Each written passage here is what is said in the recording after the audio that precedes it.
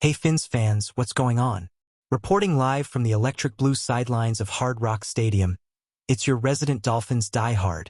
The same guy yelling Fins up since before Tua could spell his own last name.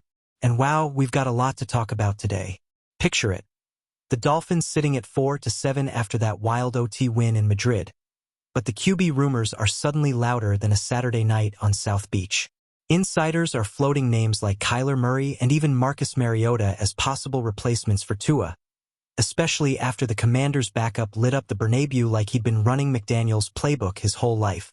And with the salary cap storm clouds building over Biscayne Bay, these Dolphins updates are hitting harder than a Chubb blindside. So buckle up.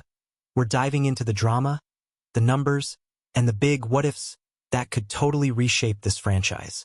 Stick around, drop your takes, and let's see if the squad can still claw its way into the wild card race. Who's with me? Fins up in the comments. Alright, Dolphins Nation. Let's get into the story that's blowing up every Fins forum right now. ESPN's Dan Graziano just dropped a bomb. Kyler Murray, the $230 million Cardinals star, could be a potential replacement if the Dolphins finish this season still unsure about Tua's long-term future. Kyler's battled injuries, sure, but he's also completed 67% of his passes over 6 seasons, thrown for more than 17,000 yards, and added over 2,000 rushing yards with 25 TDs on the ground. Graziano even said, "I'd add Miami to that list if they don't feel convinced Tua is their long-term quarterback," which is certainly possible. After that 16-13 OT win in Madrid, where Tua went 22-30 seconds for 248 yards but threw the late pick, the speculation only grew louder. He's leading the league with 12 interceptions and sits 21st in PFF's passing grade. It's fuel. Lots of fuel. But here's the real question. Would Kyler actually be an upgrade? Or would it just be a sideways move that creates more problems than it solves? His playmaking is undeniable, but his downfield consistency and contract situation are major red flags. Arizona might cut him before his 2027 guarantees kick in, making him a cheaper prove-it option. But is that really the direction this team wants to go? As someone who has defended Tua through injuries, doubt, and constant debates, this one stings. We've already committed over $50 million to him through 2026.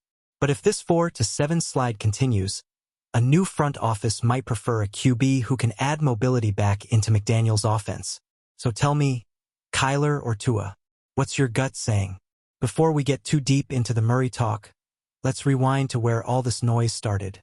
That wild game in Madrid. The Dolphins edged Washington 16-13 in OT at the Bernabeu, improving to 4-7 in a game that managed to be both thrilling and frustrating. Tua controlled the clock and converted key third downs, but that OT interception nearly cost the game until Jack Jones bailed us out and set up the game-winning kick. Achane was explosive with 92 rushing yards, the defense forced 3 turnovers, and the team showed real resilience. But buried in the excitement was something impossible to ignore. Marcus Mariota looked sharp, very sharp.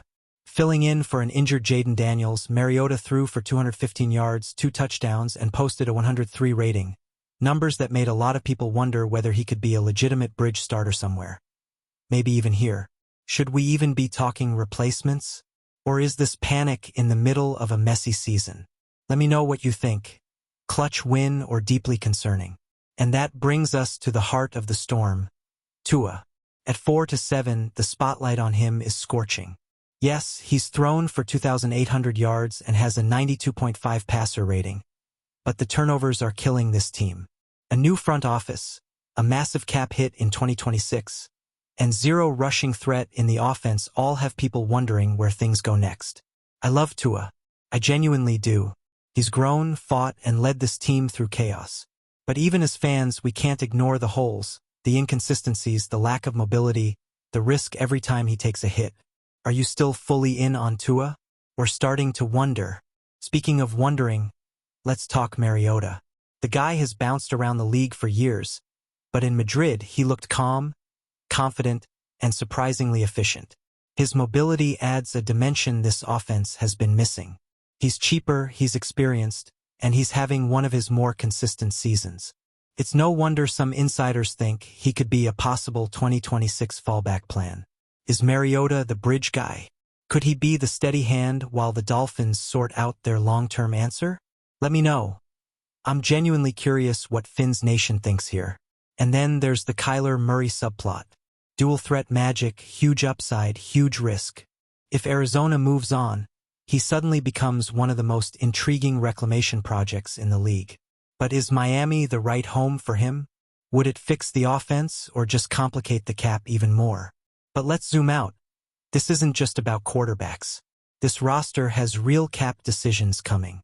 Tyreek Hill's contract looms. Bradley Chubb's hits the books hard. If Miami decides to reset, major veterans could be moved to free space for a restructuring around younger talent like a Chain and Waddle. It's a tough conversation, but it's real. So here we are, Finn's family, Madrid Magic, QB speculation, cap crunches, future questions, and a whole lot of emotion. Whether you're ride or die for Tua, curious about Mariota, or intrigued by Kyler, one thing's for sure, this season is about to get very interesting.